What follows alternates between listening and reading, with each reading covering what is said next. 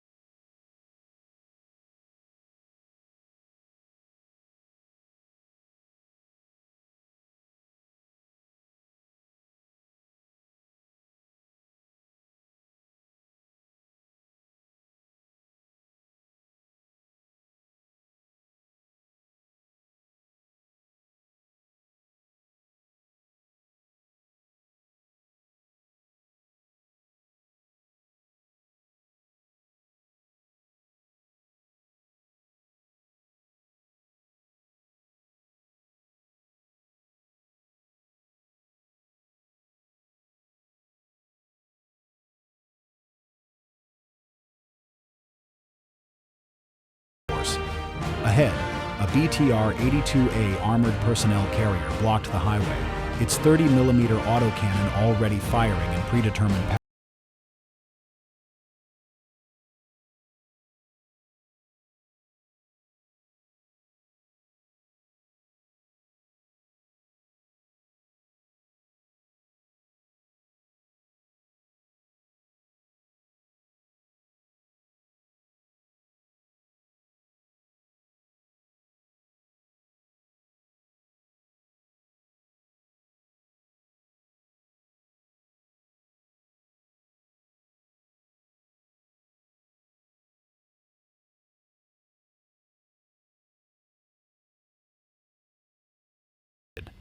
The third Rubaka spiraled into a parking lot, its warhead detonating on impact. With 2 Bobers and 2 Rubakas remaining, they couldn't afford any further losses. As the lead Rubaka crested the final ridge, the operator's display revealed something completely unexpected. The intelligence briefing was catastrophically inaccurate. In the next 4 heartbeats, the pilot would face a decision that could either preserve the mission or result in total failure. The Pantsir air defense system unleashed 6 missiles in rapid succession.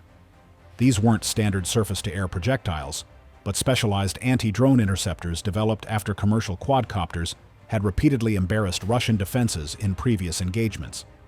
Each 12-kilogram missile carried 200 tungsten spheres in a fragmentation warhead engineered to produce a donut-shaped kill pattern, optimized for small unmanned aircraft. The metallic spheres would expand outward at 1,800 meters per second, generating a lethal cloud 10 meters in diameter, more than sufficient to obliterate the approaching drones. The Pantsir operator employed ladder engagement tactics, launching missiles at staggered altitudes, 50 meters, 30 meters, and 10 meters, forcing the drone to navigate through at least one deadly fragmentation zone. The fire control computer calculated intercept points based on the drone's trajectory, establishing a multi-dimensional kill zone through which no aircraft could reasonably pass. Each missile's proximity fuse continuously emitted radio pulses, waiting to detect sufficient metal to trigger detonation. But the Ukrainian operator had extensively studied Pantsir engagements. He knew these weapons had a critical vulnerability, a 1.2-second arming delay after launch, a safety feature preventing premature detonation near the launcher. At approximately 200 kilometers per hour, the drone could cover 67 meters during this brief window. The moment missile launch flares appeared, the operator pushed forward, diving directly toward the Pantsir. The missiles streaked overhead, their proximity fuses temporarily disabled by safety protocols, unable to detonate despite passing within meters of their target. Once armed, the drones were already beneath them, exploiting the defense system's own safety mechanisms as protection. The operator leveled out at 5 meters and aligned with the Podlet K-1 radar, the low-altitude detection system providing targeting data to Russian defense networks across the sector. The Pantsir's twin 30mm cannons opened fire at approximately 5,000 combined rounds per minute. The gunner attempted boxing tactics, creating rectangular fire zones where the drone should appear, but the targeting solution required 1.5 seconds to calculate, 0.5 seconds for servos to position, and 2.1 seconds for rounds to travel 2 kilometers, a total lag of 4.1 seconds. The drone operator changed direction every 2 seconds, ensuring the defense system was perpetually solving yesterday's problem. The Rubaka successfully penetrated the defensive screen and collided with the radar antenna. Its shaped charge detonated, initiating the Monroe effect. The explosive force compressed a copper cone into a hypersonic metal stream that didn't melt but transformed under extreme pressure into a needle-like projectile traveling at 7,000 meters per second. This metallic jet perforated the antenna array, penetrated the processing units, cut through operator stations, and exited through the rear wall before finally dispersing into copper particles. The second Rubaka targeted the P-18 spoon rest early warning radar. The Pantsir switched to thermal imaging as backup, but dawn created a temperature inversion, a layer of cool air trapped under warmer air, causing thermal distortion and false heat signatures. The drone's electric motors generated minimal heat, approximately 10 degrees Celsius above ambient temperature, against the warming morning sea that retained the previous day's thermal energy. The drone appeared intermittently as a cold spot, vanishing entirely when passing over cooler land features. The thermal imager's processing algorithms, designed to track jet engines at 600 degrees Celsius, couldn't maintain lock on such minimal temperature differentials. The Pantsir gunner resorted to desperation tactics, firing a predetermined spiral pattern starting from the drone's last known position and expanding outward. This water hose technique might work against helicopters with limited maneuverability, but proved ineffective against drones capable of 90-degree direction changes in half a second. 5,000 rounds expended, 0 hits registered. The Rubaka struck the P-18 radar's center, instantly eliminating 200 kilometers of detection coverage. With both primary radar systems destroyed, the corvette 4 kilometers offshore had lost its early warning network. Without the Podlet and P-18 providing initial detection and tracking, the ship's onboard radar could only monitor approximately 40 kilometers, severely limiting advance warning time. The protective electronic umbrella shielding the warship had suddenly disappeared. The vessel preparing to launch cruise missiles against Ukrainian targets was now electronically isolated and vulnerable. The corvette's radar detected the approaching drones at 4 kilometers, ghostly contacts that materialized and vanished with each wave. The Russian ship confronted an insurmountable challenge, distinguishing 3-meter altitude drones from 2-meter waves. Both generated radar returns of nearly identical intensity. The Doppler shift that normally separates moving targets from stationary objects became ineffective when the drones flew at variable speeds between 80 and 120 knots. The computer's clutter rejection algorithms, designed to filter out sea spray, began eliminating actual threats. With every third sweep, the drones completely disappeared from screens as the processor categorized them as false returns. Despite these limitations, the crew activated their AK-630M-2 Duet system. The twin 30mm cannons spun up, unleashing 10 million rounds per minute. The fire control computer attempted to calculate interception paths using Kalman filtering algorithms, mathematical formulas that predict target positions by combining historical tracking data with current sensor readings. But the Ukrainian operators nullified these calculations by implementing random course changes every 2 seconds. The Duet system, designed to engage 4 million kilogram P-270 Mosket missiles following predictable trajectories, proved entirely inadequate against 150 kilogram drones executing erratic maneuvers. Trying to hit these nimble craft with naval artillery was like attempting to crush a hummingbird with a sledgehammer. The targeting computer required 3.5 seconds to generate a firing solution, while the drones changed course every 2 seconds. The mathematics simply couldn't align. When ballistic defenses failed, the corvette deployed its PK-10 countermeasure system, launching clouds of chaff, aluminum strips precisely cut to half the wavelength of targeting radars. Each strip created a radar signature larger than the drones themselves. Within seconds, hundreds of false targets bloomed across every radar screen within 50 kilometers. While effective against radar-guided missiles, this defense proved worthless against human operators using visual targeting through cameras. The operators ignored the dazzling display and maintained visual contact with their target. Next, the corvette activated its TK-25E electronic warfare suite, broadcasting jamming signals across frequencies from 0.5 to 40 GHz. Against conventional radio-controlled drones, this would immediately sever the control link. But the Ukrainian drones utilized frequency-hopping spread-spectrum technology, jumping between 128 channels per second in a sequence known only to their operators. The jamming affected individual frequency hops, causing occasional signal degradation, but never blocked enough sequential channels to break the connection completely. Recognizing the imminent threat, the corvette captain ordered evasive maneuvers at maximum speed, but the laws of physics remained uncompromising.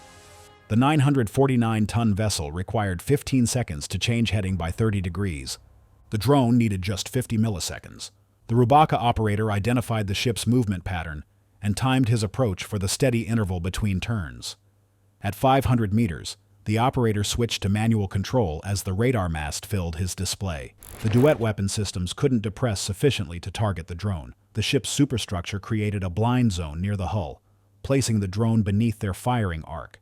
Sailors with PKM machine guns fired from the deck, but faced an impossible targeting problem. The drone crossed their field of view in 0.8 seconds. Human visual processing requires 0.22 seconds to focus on a moving target, another 0.3 seconds to track it, and 2 seconds to aim effectively. By then, the drone had traveled 100 meters. The gunners were essentially firing at phantom images still lingering in their visual cortex. The lead Bober drone aligned with the ship's mast housing all radar systems, its shaped charge primed to destroy the arrays. The captain frantically ordered emergency missile launch procedures, attempting to fire the Kalibrs before losing capabilities. But the launch sequence required 2 minutes for gyroscope alignment, target validation, and missile preparation. The Bobers were just 30 seconds away. The first Bober impacted the mast directly. Instantly, every radar, communication system, and data link aboard the ship failed. Unable to launch their missiles, they became defenseless. The second Bober descended toward the corvette's port side at a 30-degree angle, its operator targeting the junction between frames 44 and 52, where the vertical launch system module sat protected by only 15 millimeters of steel plating. With luck, the resulting explosion would detonate the Kalibr missiles in their cells, transforming the warship into a catastrophic fireball. At 100 meters, the operator made final trajectory adjustments, accounting for the ship's 8-knot drift and 3-degree list from its evasive turn. The shaped charge required a perfect 90-degree impact angle for maximum penetration. Too shallow and it would deflect, too steep and energy would be wasted. The operator had rehearsed this approach 500 times in simulation, but combat reality introduced variables no training program could anticipate. Adrenaline shaking hands, sea spray on camera lenses, and the knowledge that failure meant continued missile strikes against civilian populations. The Bober struck precisely at the missile compartment's forward bulkhead. Its shaped charge, a copper cone surrounded by explosives, triggered the Monroe effect, creating a hypersonic jet of metal traveling at 7,000 kilometers per second.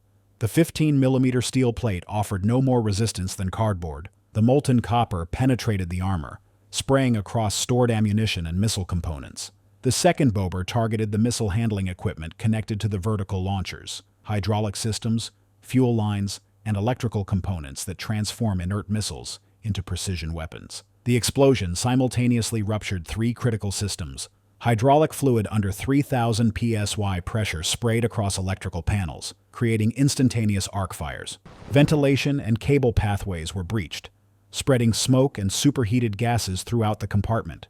Most critically, the missile safety interlocks disengaged, leaving 8 Kalibr missiles armed but inoperable. The corvette didn't sink, however. It limped into port 12 hours later, its superstructure blackened, hull breached in multiple locations, and smoke still rising from internal fires. Repairs would require at least 18 months, assuming Russia could acquire replacement components despite international sanctions. The 8 Kalibr missiles intended for Ukrainian cities remained unfired. Ukrainian drone operators, directing the attack from bunkers 300 kilometers away, had neutralized a $500 million warship using commercially available components, costing less than the price of a luxury car.